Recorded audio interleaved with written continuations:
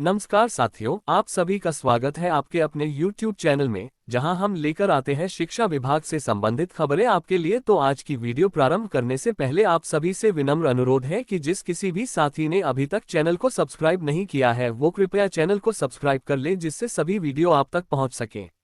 दोस्तों, आपने बहुत से अपराधियों के बारे में सुना होगा जो किसी से बदला लेने के लिए या फिर किसी राजनीतिक रसूख बढ़ने के लिए अपराध की डनाई में आते हैं और बड़े अपराधी बन जाते हैं। लेकिन क्या आपने कभी सुना है कि कोई आदमी सिर्फ लोगों की चीख सुनाने के लिए 70 लोगों को मार दे?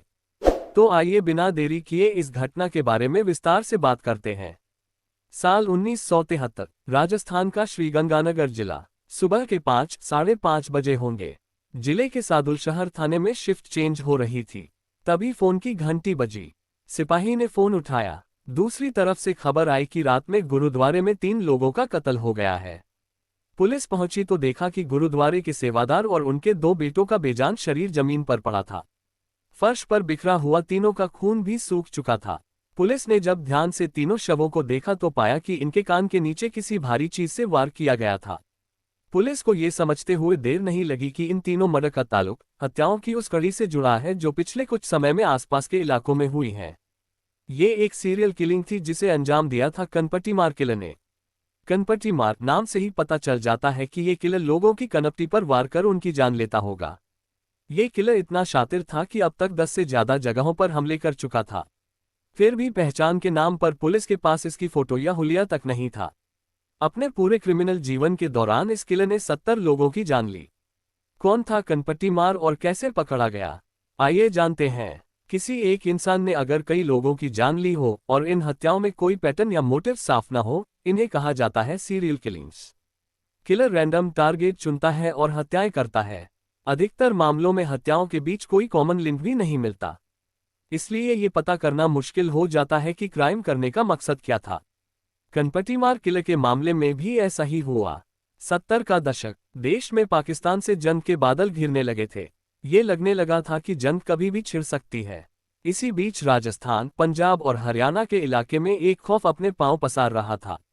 अगर आप उत्तर भारत के किसी ग्रामीण इलाके से हैं तो मुमकिन है आपने मुंहनोचवा या चोटी किटवा जैसे शब्द सुने होंगे। मुंहनोचवा या चोटी किटवा रात के अंधेरे में घात लगाकर हमला करने के लिए मशहूर थे। अधिकतर मामलों में ये घटनाएं चोरी और लूटपाट तक ही सीमित थीं। पर राजस्थान का कनपटी मार किलर जब तक अपने शिकार की जान नहीं ले लेता तब तक उसे छोड़ता नहीं था। ये किलर रात के अंधेरे में कंबल ओढ़कर घात लगाए रहता था। कंबल में हथौड़ा छिपा रहता था। जैसे ही इसे कोई अकेला इंसान मिलता, ये उसके कान के ठीक नीचे हमला करता। कान के ठीक नीचे का हिस्सा नाजुक होता है। ऐसे में हथौड़े के 1 से 2 वार किसी को धराशायी करने के लिए काफी होते हैं। कनपटी मार एक के बाद एक हमले कर रहा था, लेकिन वो कौन था, कहाँ था, पुलिस को इसकी कोई खबर नहीं थी। ये वो दौर था जब सर्विलांस और फोरेंसिक साइंस जैसी चीजें दुर्लभ थीं। पहचान के नाम पर पुलिस के पास न कोई नाम न कोई हुलिया था। थी तो बस किलर के हमले से बचकर निकले कुछ लोगों की गवाही, जिन्होंने बस इतना बताया था कि ये सीरियल किलर रात के अंधेरे में कंबल ओढ़कर घात लगाकर हमला करता है। इस मामले में एक बड़ा मोड़ आया साल 1973 में। श्रीगंगानगर के एक गुरुद्वारे में कनपटी मार ने 3 लोगों की हत्या कर दी। एसपी श्याम प्रताप सिंह ने इस मामले की छानबीन शुरू की। काफी पूछताछ के बाद एक सुराग मिला। पता चला कि हत्या के रोज एक शख्स रेलवे ट्रैक पर चलते हुए सादुलशहर रेलवे स्टेशन की तरफ जाते देखा गया था। वो कौन था, इसका पता नहीं चल पाया। सादुलशहर इलाके में अधिकतर लोग एक दूसरे को जानते थे, इसलिए ये बात तो तय थी कि सुबह के समय रेलवे लाइन के पास दिखा इंसान लोकल नहीं था। जांच की कहानी आगे बढ़ते हुए पहुंची सादुलशहर रेलवे स्टेशन। यहां मौजूद रेलवे स्टाफ ने बताया कि तड़के सादुलशहर से बठिंडा का टिकट जारी हुआ था। जब पुलिस बठिंडा पहुंची तो पता चला कि वहां से भी एक टिकट सादुलशहर के लिए जारी किया गया था। पुलिस को ये कंफर्म तो हो गया कि जिस शख्स ने टिकट खरीदा था उसका इस मर्डर से जरूर कोई ना कोई कनेक्शन है, पर न नाम, न कोई पहचान, न कोई हुलिया। इन सब के बिना उस किलर को ढूंढा कैसे जाए? तो पुलिस ने वही पुराना तरीका अख्तियार किया। ऐसे सभी लोगों को बुलाया गया जिनका कभी इस कनपटी मार किलर से सामना हुआ था। पुलिस को एक चीज पता थी, किलर कंबल ओढ़कर रहता है, लेकिन विक्टिम पर हमला करने के लिए उसे कंबल हटाना पड़ता होगा। बिना कंबल हटाए किसी पर ऐसा हमला करना मुमकिन नहीं लगता था। ऐसे में पुलिस को एक विक्टिम मिला जिसने कनपटी मार किलर का चेहरा देखा था। जब वो एक सुनसान रास्ते से गुजर रहा था तब कनपटीमार किलर ने उस पर हमला किया। जब उसने हमला किया तो उसका कंबल नीचे गिर गया और इस व्यक्ति ने किलर का चेहरा देख लिया। इसके बाद पुलिस ने एक एक कर सारे विक्टिम्स से अलग अलग पूछताछ की। इस आधार पर किलर का एक मोटा माटी हुलिया तैयार किया गया। सभी से अलग अलग बात करने पर यह बात भी साफ हो गई कि पंजाब से लेकर राजस्थान तक हथौड़ा मारकर जान लेने की जितनी भी वारदातें हुई हैं, उन सबका किलर एक ही है। एक सवाल अब भी बना हुआ था, किलर को लोकेट कैसे किया जाए। क्राइम का दायरा एक बड़े इलाके में फैला हुआ था और सारे क्षेत्र की तलाशी भी मुमकिन नहीं थी। तो पुलिस ने अपने सर्च ऑपरेशन के दायरे को थोड़ा नैरो डाउन किया। पुलिस अब ऐसी जगहों और रास्तों पर नजर रखने लगी जो सुनसान थे और जहां ऐसे किलर के लिए किसी मर्डर को अंजाम देना एकदम मुफीद था। कई रातें गुजर गईं पर कनपटीमार किलर का कोई पता नहीं चला। फिर साल 1979 में पुलिस के हाथ एक शख्स लगा। एक रात पुलिस जयपुर के एक सुनसान इलाके में गश्त पर थी। पुलिस ने देखा कि सड़क पर एक साया सा चला आ रहा था, जो पुलिस को देखते ही सड़क किनारे एक पेड़ के पीछे छुप गया।